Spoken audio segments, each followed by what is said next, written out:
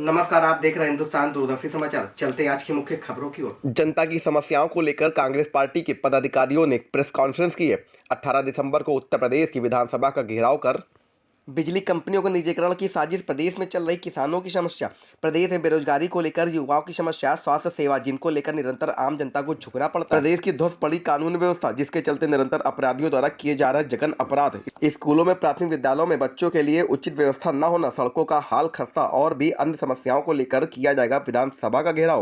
उन्नाव में press conference करने का उद्देश्य कि हमारे प्रदेश अध्यक्ष आदरणीय अजय राय जी के नेतृत्व में हमारे प्रभारी अविनाश पांडे जी के नेतृत्व में दिनांक 18 को हम सभी कांग्रेस जन उत्तर प्रदेश के विधानसभा का घेराव करने जा रहे हैं। हमारे यहाँ जो समस्याएं वर्तमान की ज्वलंत है, वो चाहे युवाओं का रोजगार हो, वो चाहे हमारे स्वास्थ्य की बदहाल स्थिति स्वास्थ्य सेवाओं की हो, वो चाहे हमारे किसानों की बदहाल स्थिति हो, उन सबको लेके हम लोग विधानसभा का घेराव करने जा रहे हैं।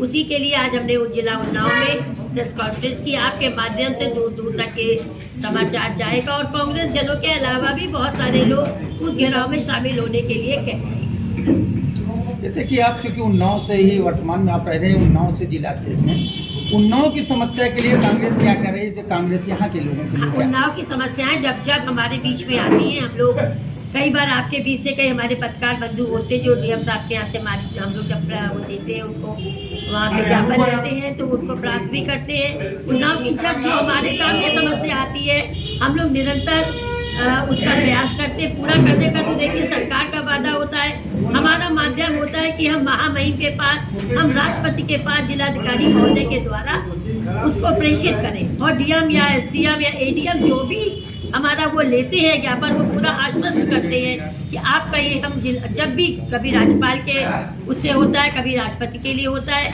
वो वहाँ पे जाता है और वो कितना क्रियान्वयन होता है, ये वर्तमान सरकार हम लोगों से ज्यादा भलीभांति परिचित है कि कितना वो क्रियान्वयन करने में माहिर। प्रियंका गांधी ने आपकी पार्टी के कल एक लोकसभा में प्रेस उठाया था, 2019 में वहाँ आई थी। इतने सालों के बाद क्या अभी तक कल सवाल उठाने के बाद कांग्रेस का कोई आपके जिला से कोई कमेटी है, कोई उनके पास गया? जबकि लड़की का कहना अभी तक उसकी कोई भी समस्या साल नहीं से नौकरी, इस पर कांग्रेस क्या कहना चाहती है जिले स्तर पर? ऐसा नहीं है। हमारे यहाँ जब भी, चाहे उन्नाव जिले का हो, चाहे हाथरस का हो, चाहे कहीं का भी हुआ, अगर किसी का भी बच्ची का रेप हुआ, हम लोगों को पीड़िता के परिवार से मिलने के लिए हम लोग गए।